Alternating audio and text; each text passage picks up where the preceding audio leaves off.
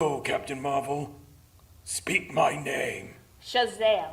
Through the blinding flash of the lightning bolt, Captain Marvel sees the granite block falling on Shazam. A moment later, Billy finds himself standing at his old post. Shazam, Captain Marvel, and the weird underground cavern have vanished.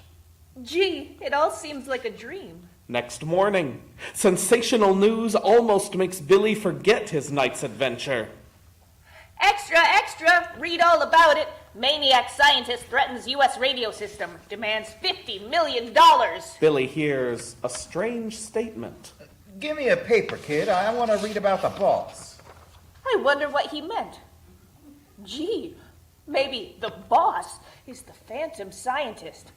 I'd better follow him. Trailing the man, Billy watches him enter the swanky Sky Tower apartments. Billy tries to follow him, but the doorman stops him. Go on, kid, beat it. But You can't sell newspapers in here. Unable to trail the strange man to his apartment, Billy calls on Sterling Morris, Radiohead, to tell him what he has discovered.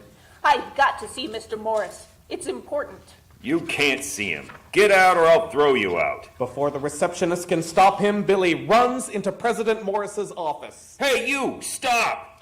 I've got something to tell you about the phantom scientist, Mr. Morris. It's all right, Hammond. Let the boy stay. Well, son, what is it? Excitedly, Billy tells Mr. Morris how he trailed the suspicious-looking strangers. And I followed him to the Sky Tower apartments. I'll bet he was going to see the phantom. But the radio official ridicules his suspicions. The Sky Tower Apartments. Nonsense, boy. Why don't you tell me he lives at City Hall or in the Capitol at Washington? This is a serious matter, boy. I'm in no mood for it. You'd better go before I lose my temper. All right, I'll go. But if I find the phantom's laboratory, will you give me a job as a radio announcer? A job. I'll give you anything you want if you find this madman. And now get out. I can't waste any more time listening to nonsense. That night, How am I going to get into the apartment house without being seen? Maybe if I go up in the tower of that office building over there. the office building elevator quickly takes Billy to the observation tower. This is a job for Captain Marvel. He speaks the magic word. Shazam. Miraculously, Billy has become Captain Marvel. With a mighty leap, Captain Marvel easily spans the yawning chasm between the buildings. Landing on the Sky Tower apartment roof, he peers through a penthouse window. What luck. This must be the phantom's laboratory. As Captain Marvel watches, the man pulls a draw curtain, revealing a television screen. Master Savannah, are you there? Suddenly, on the television screen appears the face of Sivana, mad scientist who has threatened to destroy radio unless he is paid $50 million. The fools. They wouldn't pay what I demanded. At midnight, we will drive every radio station from the air forever. In a few seconds, Sivana's fiendish radio silencer will drive every broadcasting station from the airplanes, unless Captain Marvel can stop him. Crashing through the window, Marvel races toward the diabolical machine. With not a second to spare, he smashes the radio silencer into smithereens. The man races for the private elevator and slams the door behind him. Flexing his powerful muscles, Marvel pulls the door open, grips the elevator cable in steel-like hands, and hauls the car back to the penthouse. In a moment, Sivana's terrified assistant is securely bound with tubing ripped from the radio silencer. Who are you? I am Captain Marvel, gentlemen. His work completed, Marvel confronts the scheming scientist who has watched everything through the television screen. Well, Savannah, that's the end of your radio silencer. Yeah, but not the end of me. We'll meet again, Captain Marvel. Yes, Savannah, we will meet again. And when we do, you will be behind prison walls or dead. Crash! Well, I guess that ought to hold our friend Savannah for a while. And now, Captain Marvel speaks the magic word. Shazam. Lightning splits the air. Resuming his normal shape, Billy telephones the radio company president. Mr. Morris, this is Billy Batson. Come right over to the Sky Tower apartment penthouse. I've got something to show you. A half hour later, Billy tells Mr. Morris everything, except about Captain Marvel. And that's what's left of the radio silencer, sir. It doesn't seem possible that you did this all by yourself. But you've got to promise you won't tell anybody that I smashed the radio silencer. I've still got to capture Savannah, and it will be easier if nobody knows who I am. So now I'll get out of here, and you can call the police. Very well, son, I promise. By the way, Mr. Morris, how about that job you promised me? Do I get it? The job is yours. From now on, you are Billy Batson, radio reporter. Billy Batson, radio reporter. Boy, oh boy. Here's where we go to town, and me and... You and who else, son? Nobody, sir. Just me and the microphone. That's all, sir. Just me and Mike. Billy almost let the cat out of the bag that time. Don't fail to be on hand next month when he and Captain Marvel go to town.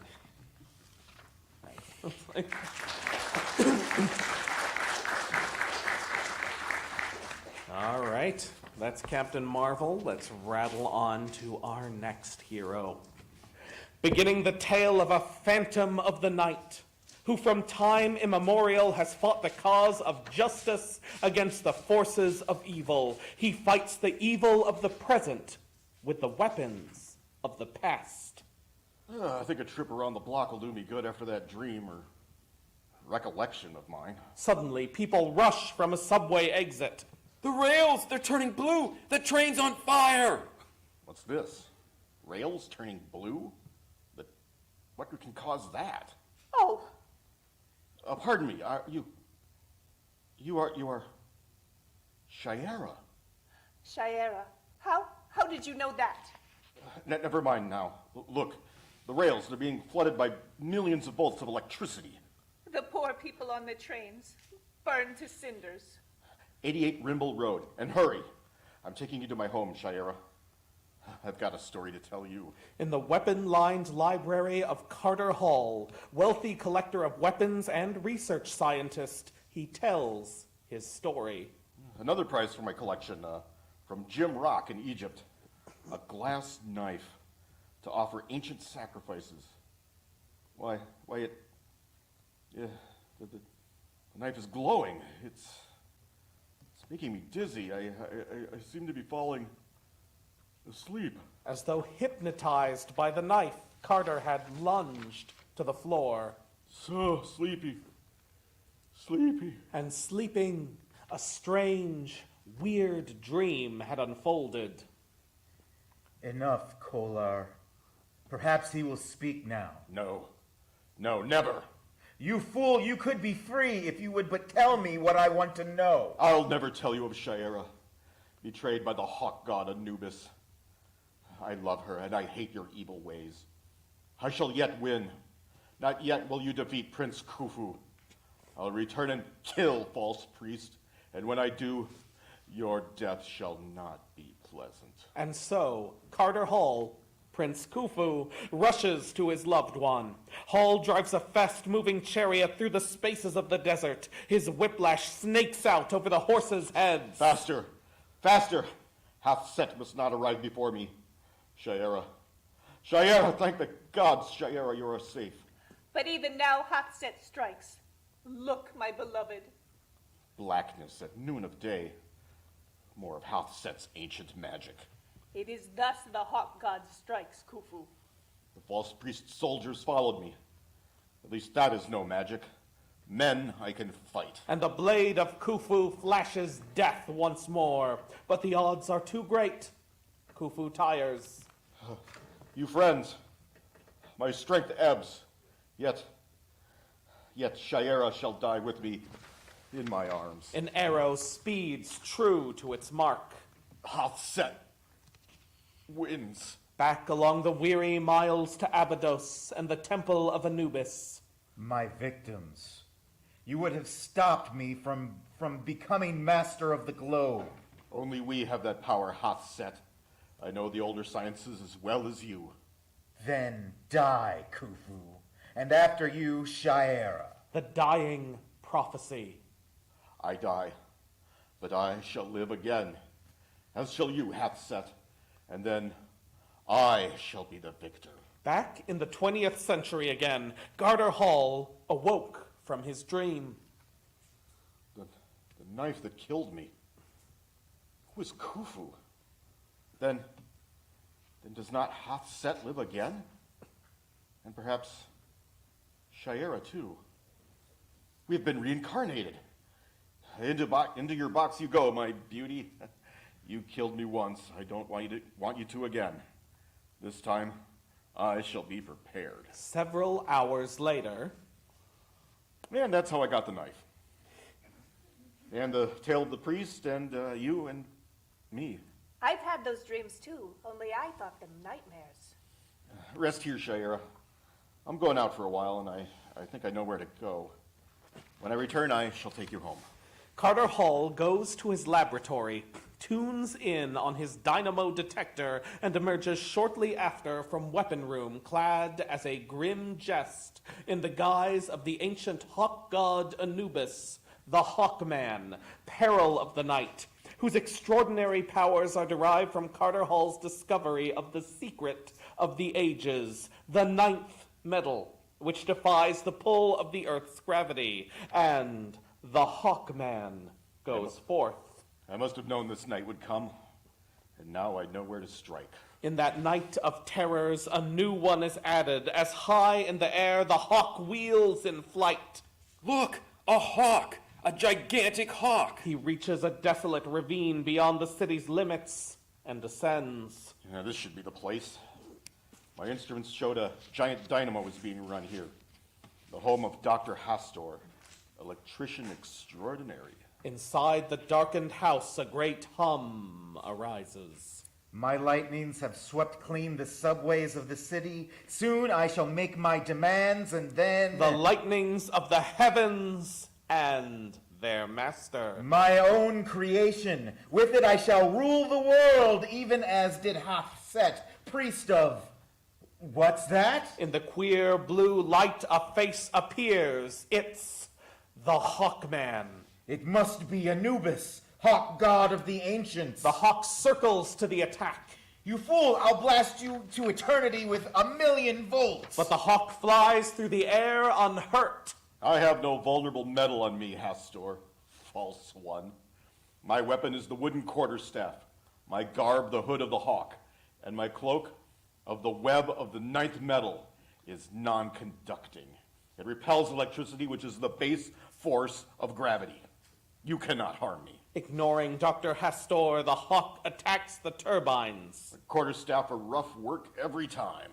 You shall pay, you fool, and pay, and pay, and pay. Several hours later, Search the house, and no Dr. Hastor. There must be a secret room. No, it's not Anubis. 'Tis Khufu reincarnated. Then Shaira must live also. The Attar of Myrrh. To call those of the ancient blood, I strike at Khufu through Shaira. ancient chants and magics, the song to Anubis. Attar of Myrrh, and prayer bring to me the betrayer. The scent of myrrh rises in the city. That smell, what is it? It's sweet, sickly sweet. But to those of the old blood, the myrrh is a summons. Anubis calls the ancient blood. I come, hawk god. The hawk flies too high to smell the myrrh. I shall return again and raise the house to the ground. Now to Shaira and explain everything. The library is empty. Gone. Shaira is gone. This can only mean one thing. Hastor, Hathset, has her in his power. This time, I shall show no mercy. Another cloak of ninth metal for Shaira, and a crossbow. These are my weapons now. The return to the attack. Shaira, as one drugged, approaches the altar of Anubis. Anubis is all-powerful. The betrayer comes. Just a few steps more, Shaira. Only a few. The sacrifice to Anubis is ready. Anubis, accept Your sacrifice. The consummation of the sacrifice. Just as the lightning waves begin to crackle, the Hawkman returns First, to save Shaira from the lightning. and throws the mantle of the ninth metal over her body. Now for you, Hastor. The Hawkman. No. No! Like a bolt, the Hawkman's arrow speeds to its mark. Oh! You shall be forever stilled, Hastor, the evil one. You win now, Hawk. Perhaps I shall not die, who knows? The subway accident will be explained as a freak of electricity. Only I know it was you. This time, Anubis, god of evil, we won. Your priest is dead.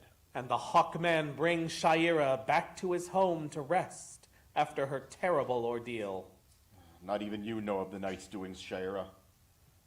It's just as well. It seemed too easy a victory. I'm afraid we haven't seen the last of Hastor. Follow the further adventures of the Hawkman against the powers of ancient evil.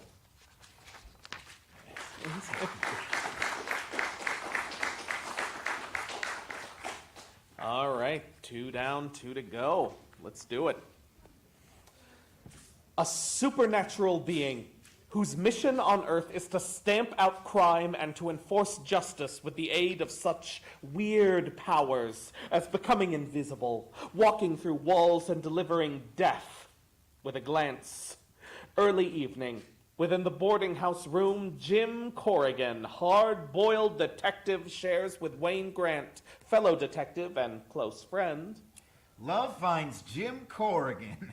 Why a beautiful and wealthy socialite like Clarice Winston should want to announce her engagement tonight to a lug like you is beyond me.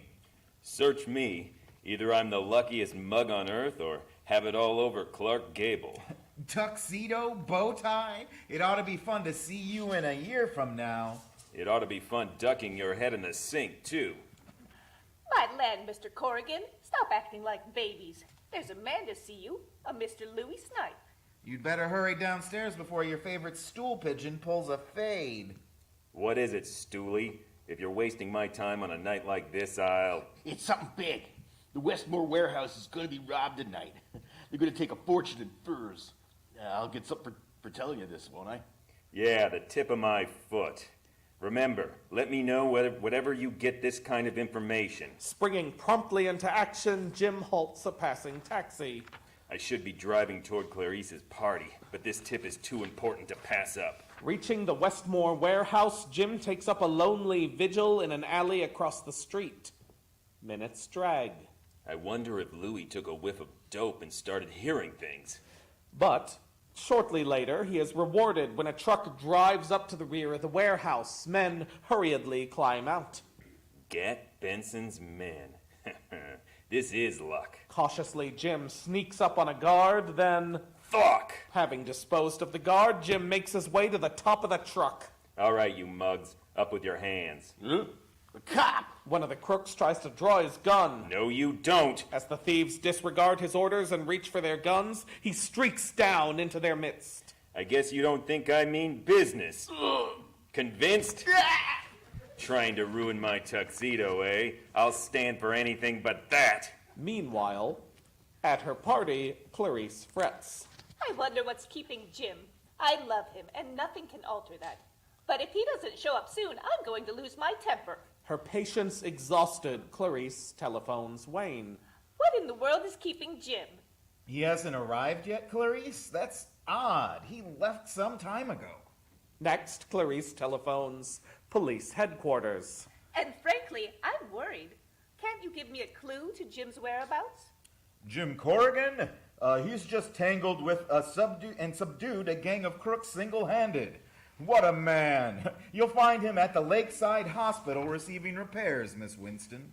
If anything serious has happened to Jim, I'll just die. Hi, Toots.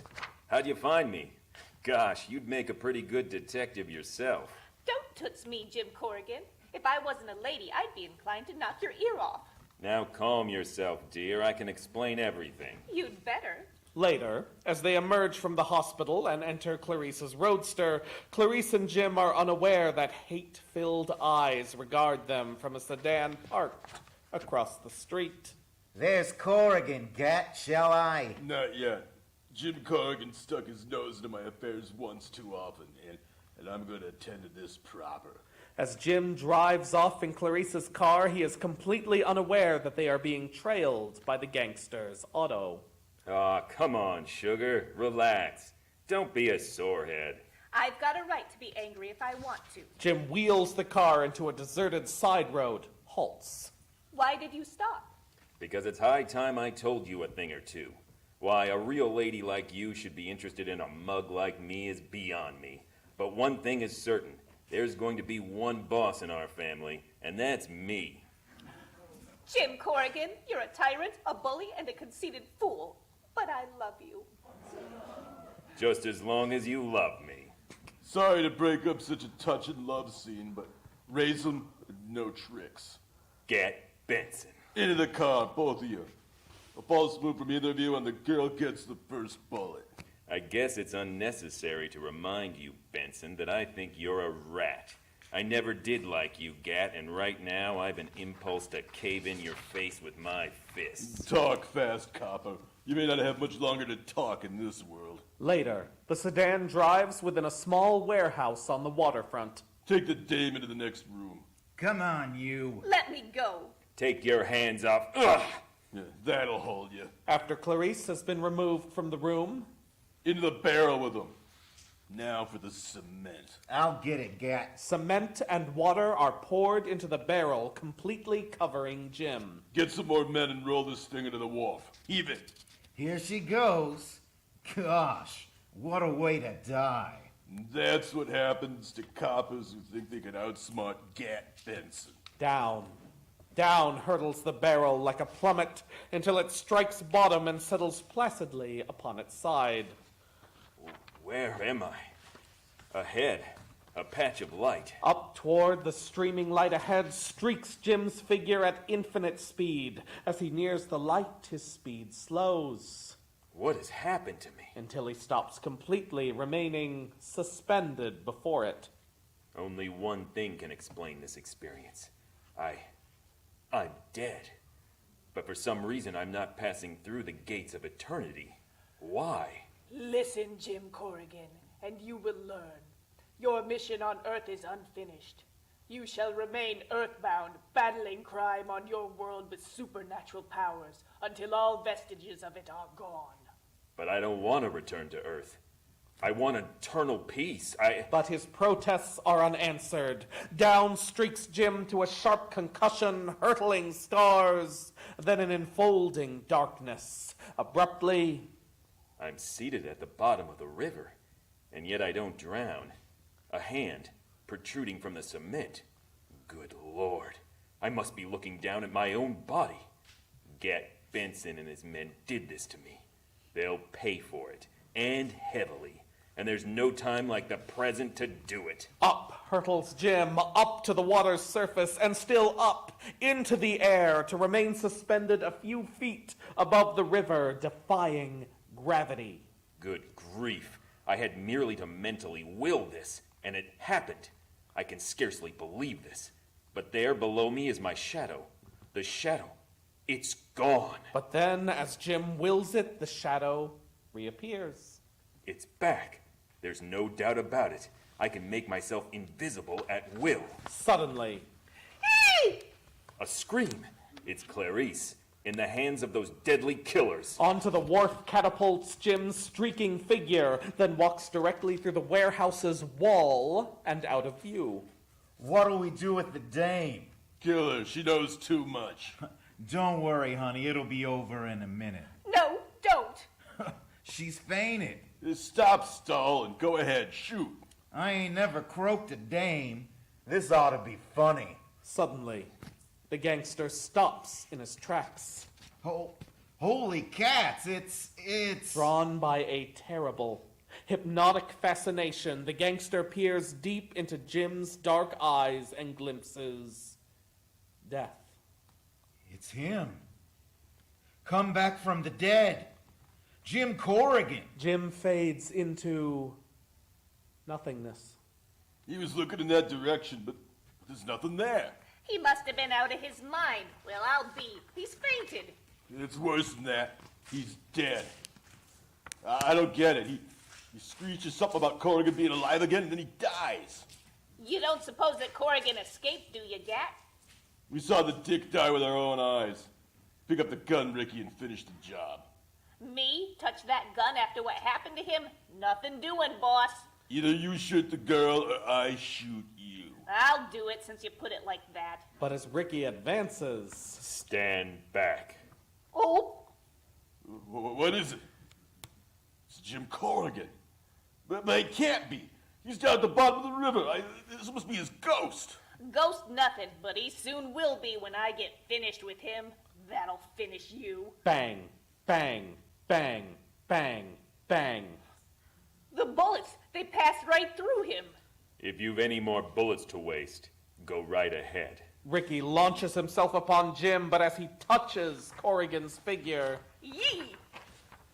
His skin, it's wrinkling, shrinking. No, no. Ricky undergoes a fantastic transformation. His skin and garments commence to fade away until only a skeleton remains. What have you done to me? Don't leave me this way, You've robbed, you've killed, and this is your reward.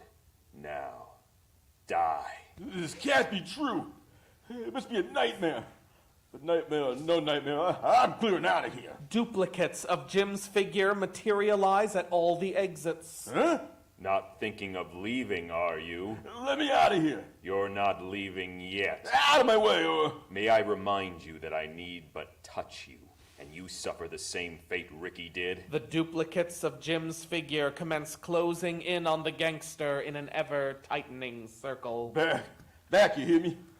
I plugged the dame. And as the ghostly figures continue to advance, Bang! the figures close in upon the shrieking gangster with a rush. As Gat Benson is touched by the onrushing figures, he topples into unconsciousness. Don't touch me! Don't! Clarice, she's dying. She mustn't die. She's too young. She's got everything to live for. Suddenly, Jim looks down at his hand, amazed, What? for where he had touched Clarice. No wound.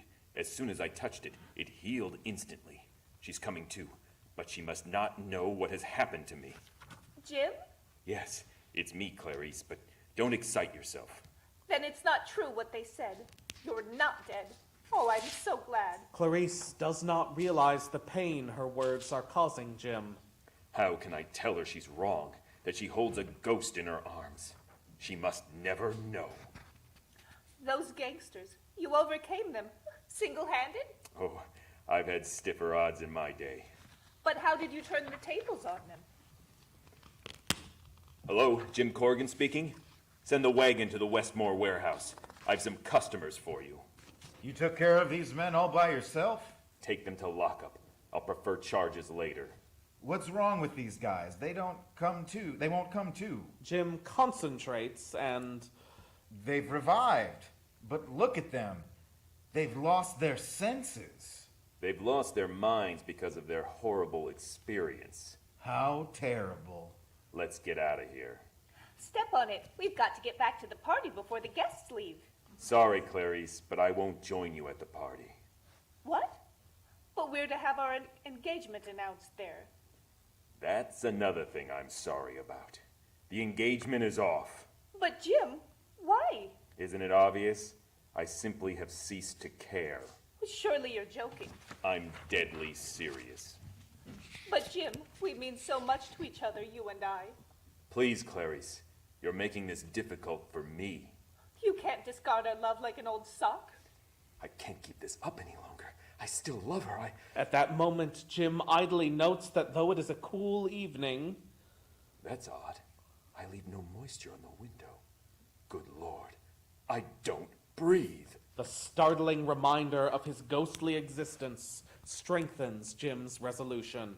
We're finished, Clarice, and there's nothing we can do about it. I understand. Jim's car races through the night at terrific speed. A lost soul is at its wheel. I love Clarice as much as ever, but I'm no longer of this earth.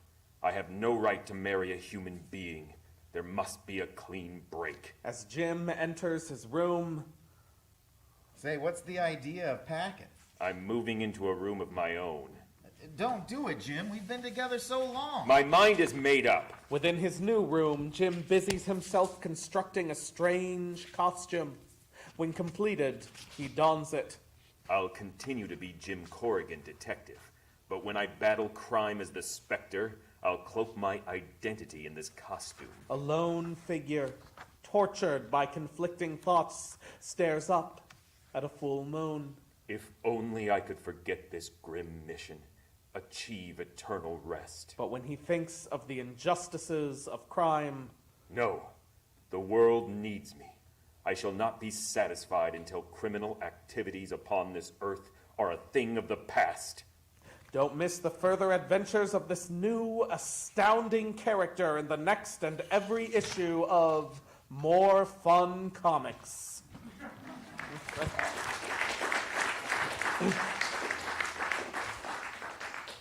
I don't know if more fun is the term I would use. All right, we got one more hero for you. The wisdom of the ancients. Secret sources of hidden power lost to the more mechanically trained civilization of today. The art of the Chaldees, students of black magic. What defense would mankind have today against their lost sciences? Everything is prepared. The girl will be dead within the hour, and when the girl dies, I, Wotan, shall rule the world. At a small boarding house uptown, Boy, I'm tired. Good night's sleep won't do me any harm. but as the man enters his room, his eyes are arrested by a strange sight. Why, how did that globe get there? It's making me mighty tired. The twirling myriad lights lull the man into a trance. I'm being hypnotized. I can't give in. And he hears a voice speaking to him from afar. Go to the North Road at once. You will see a girl there in apartment 2X. Choke her to death, then forget what you did. I hear, and I shall obey. Acting in his trance, the man hails a taxi North Road, quickly. and speeds directly to North Road. That is the apartment. I must ring the bell, then kill the girl. Yes? What? Oh, I have been sent to kill you. I am to kill you. I have promised it. no, no. Into the middle of the room floats a coal black cloud. You called, Inza. I, Dr. Fate, heard you, and I appear. I cannot hear that voice so well. The presence of Dr. Fate is suspected by Wotan. Fate is here in America. I must do something to destroy him. I shall burn the building and all life within it, and so destroy Dr. Fate forever. The alchemy of the ancients sets fire to the north apartment. Fire, the building burns. Where am I? Inza to me. Inza, hurry. And you, Thomas Frawley, sent by Wotan. Forget all you know of this night's work. I, Dr. Fate, so order you. I'll be burned alive, roasted to death. Save me too. I throw my mantle of protection over you. Thomas Frawley knows one moment of intense, bitter cold, and the next he stands unharmed on the sidewalk. I'm safe. Dr. Fate is gone. Gone, but just who is this Dr. Fate? Who is Dr. Fate? The Valley of Ur, in the year 1920 or thereabouts, wherein is told the never-before-known story of Dr. Fate. This is how he became adept in the sorceries and wizardries of ancient Chaldea and Egypt, and why he now fights all crime. The tent of Sven Nelson and his young son, Kent. But Dad, what can you expect to find here? I'm not sure, but I hope to learn who built the pyramids. I thought the Egyptians? So does everybody. But if you know anything about the pyramids, it seems unlikely the Egyptians knew enough to build them. Astrology, science, engineering, all the arts were known perfectly. That those Egyptians knew what our present scientists do not is unthinkable. I have a theory that the people from another planet built them. Tomorrow we'll go down into the chamber of history and of this old temple we discovered. There may be something in there that'll tell us of it. I hope so. Next day, they start out across the sand dunes. Babylonian legends as well as Roman myths tell of a people who invaded this world before history began. If I could prove it to be true. It would make you famous, Dad. The chamber of history. Not Chaldean writing, nor Egyptian, nor Babylonian. A strange new language. Guess I'll ramble around while Dad's busy. See what I can dig up. Oh, golly, if Dad could see this. Man, buried so long ago. Yet, he looks recent. I know what he's thinking. His lips don't move, yet I understand him. He wants me to swing this lever. There is a hiss of gas. The man moves. That white gas, it's bringing him back to life. My thanks, young man, for what you have done. I can now serve the world again as I used to. You mean you never died? Exactly. I learned the secret of molecular control of one's body. My age is close to 500,000 years. I was born on the planet Cilia as she swung in her orbit past the Earth. Why, I'll bet you helped build the pyramids. Dad! Dad? Oh my golly, he's sick. He is dead. Oh! Oh, come back, Dad, come back! When these chambers were built, a poison gas was prepared so that any who knew not the secret of the chamber was sure to die.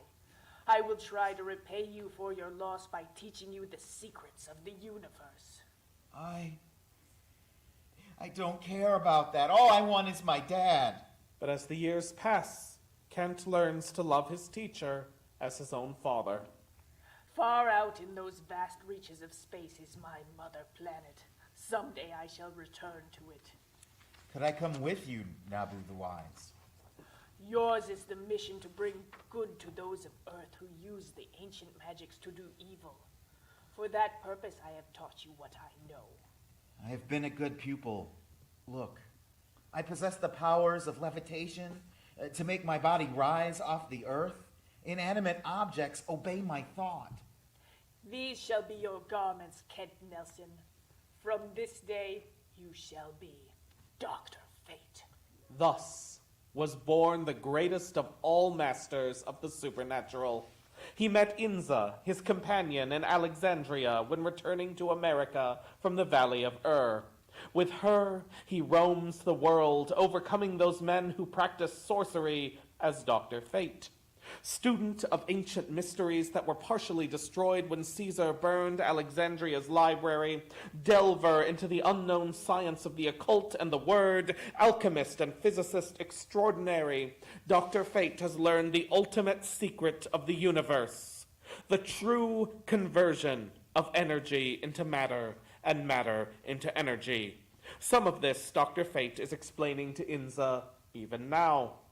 You located Wotan for me, Inza, but you forget his powers. Always should you guard against him. He must have found you and known that I was near. Remember that energy is the secret of it all. Look. Dr. Fate demonstrates some of his mighty powers. I draw on the unlimited energy stores in my body and direct it at that vase. It's dust.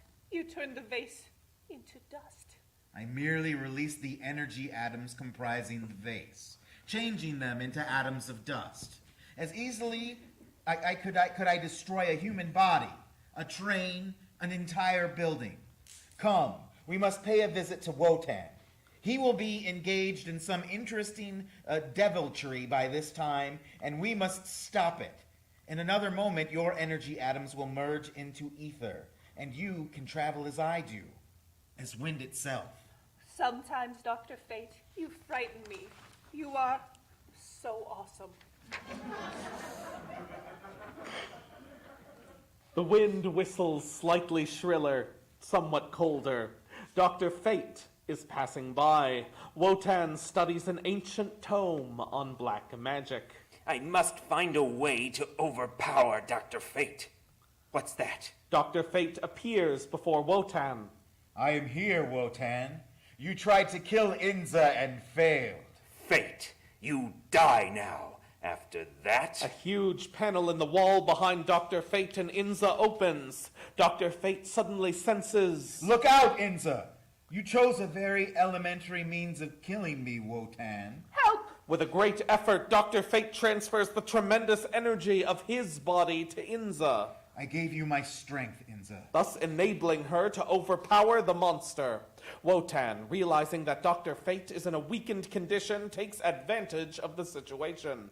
also very elementary, but effective. But Dr. Fate has a great reserve, force, which he calls upon now. Stop! Tentacles of flame reach out to bite into Wotan's throat. I Tell me first why you want to kill me.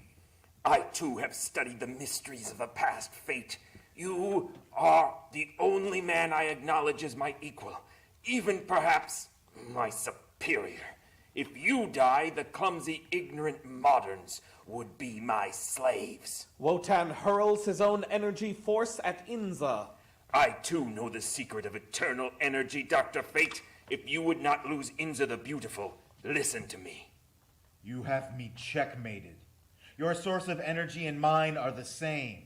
Neither can kill the other, except by surprise. But Inza, she will die. She will not die if you listen to reason, Dr. Fate. You will go away and leave Inza with me as a hostage. Fate! Fate! Save me! Dr. Fate leaps on Wotan, breaking his spell over Inza. Sometimes I think a good fight accomplishes more than all the learning in the world. See what new experienced death will bring you, Wotan. Goodbye. So ends Wotan. You saved me. But how? If he used your energy source, the body. I caught him off guard, broke the spell of that energy, and he was a mortal man again. Do you think Wotan died? Perhaps, and perhaps not.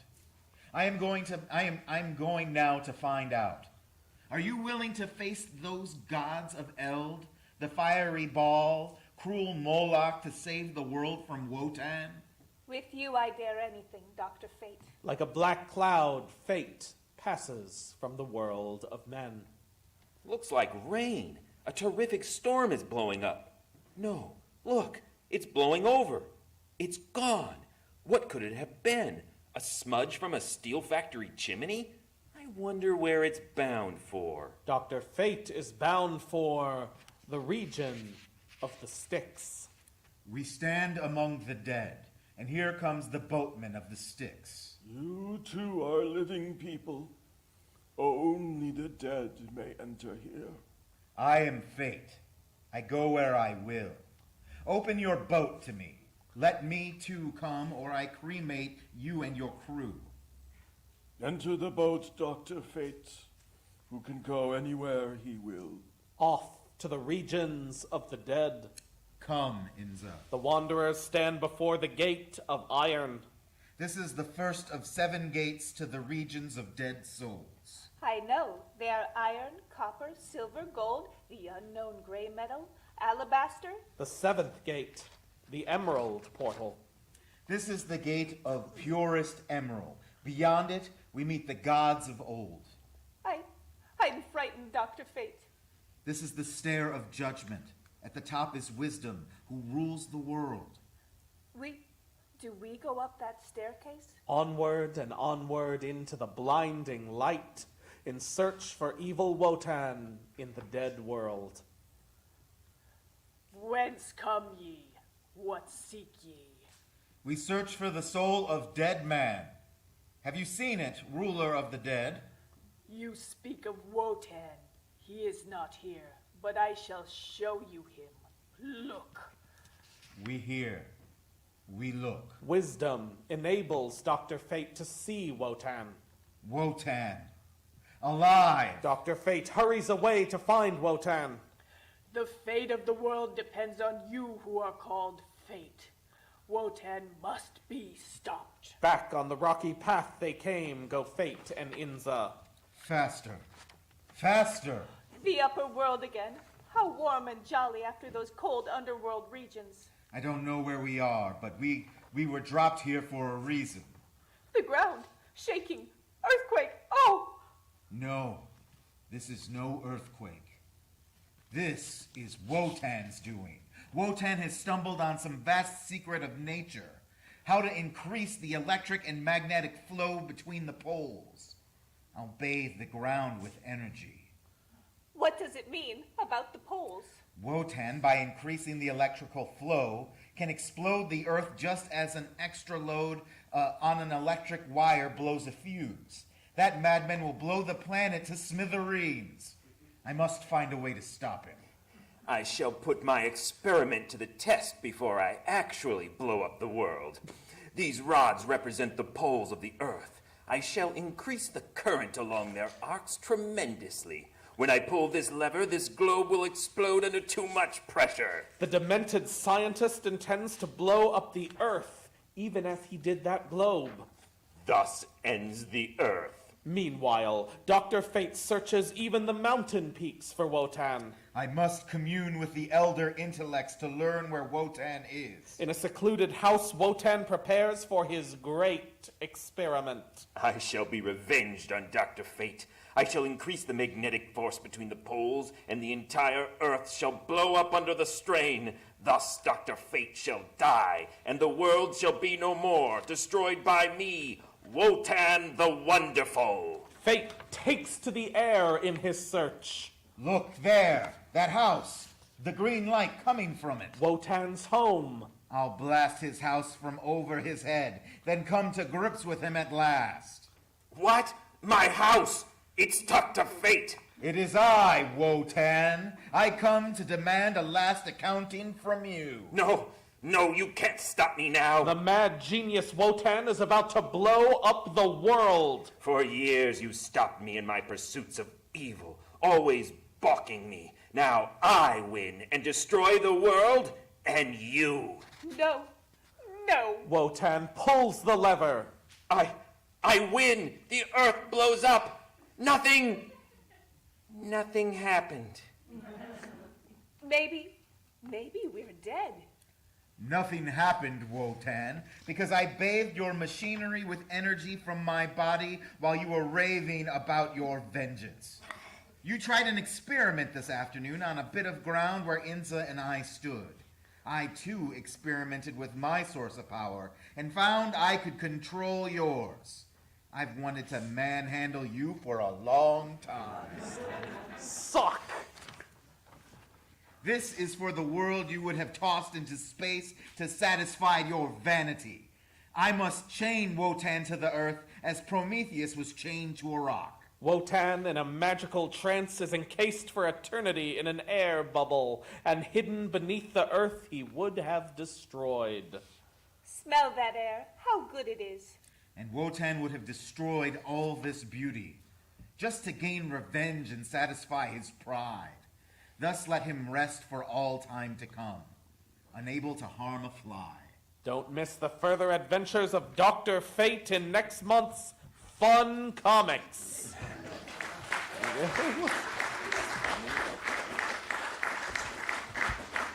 All right, that's our show. Thank you all for coming out tonight. Thank you to all of our readers tonight. Give it up for them. And I'd say stick around for more shows at Wordslinger's Way, but that's it for this particular room. Please enjoy the rest of the con. I hope I'll see you all around and have a great time. Thank you. Thank you.